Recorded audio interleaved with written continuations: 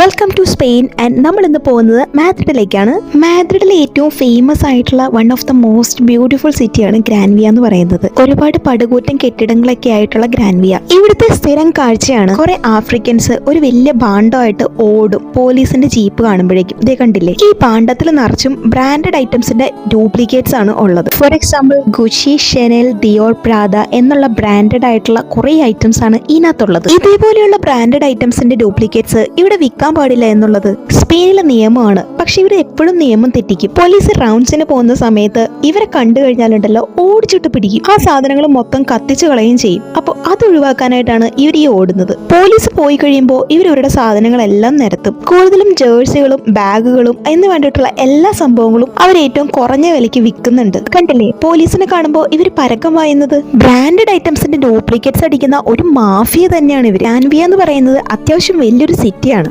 പോരാത്തതിന് നല്ല റഷും. ഒരു മുട്ടുസൂചി കുത്താൻ ഇടയില്ലാത്തടത്ത് ഇവരും ഈ പാവരിച്ച് കച്ചവടം നടത്തും. ഇവർക്ക് പിന്നെ നിയമങ്ങളെയും പോലീസിനെയൊന്നും യാതൊരു വിധത്തിലുള്ള പേടിയില്ല. രാത്രി മാഡ്രിഡിലെ ഗ്രാൻവിയയിലേക്ക് വന്ന കാണുന്ന കാഴ്ചകൾ ഇതൊക്കെയാണ്. ഗവൺമെന്റിന് നികുതി കൊടുക്കാത്ത വഴിയോര കച്ചവടങ്ങളൊക്കെ ഇവിടെ നിയമവിരുദ്ധമാണ്. ഇതറിഞ്ഞിട്ടും ഇവരിത് ചെയ്യുന്നുണ്ട് ഒരു കൂസലും ഇല്ലാതെ. ബ്രാൻഡഡ് ഐറ്റംസിന്റെ ഡ്യൂപ്ലിക്കേറ്റ് ആയാലും ഇവരുടെ സാധനങ്ങളൊക്കെ മേടിക്കാനായിട്ട് ആളുകൾ ഏറെയാണ്. ഒറ്റ നോട്ടത്തിൽ പോലും മനസ്സിലാവില്ല ഇത് ഡ്യൂപ്ലിക്കേറ്റ്സ് ആണെന്ന്. എന്തായാലും ഇങ്ങനെയും കുറെ പേര് ജീവിക്കുന്നുണ്ട്. അപ്പൊ ഇതൊക്കെയാണ് ഇവിടുത്തെ ആരും പറയാത്ത കുറെ രഹസ്യങ്ങൾ.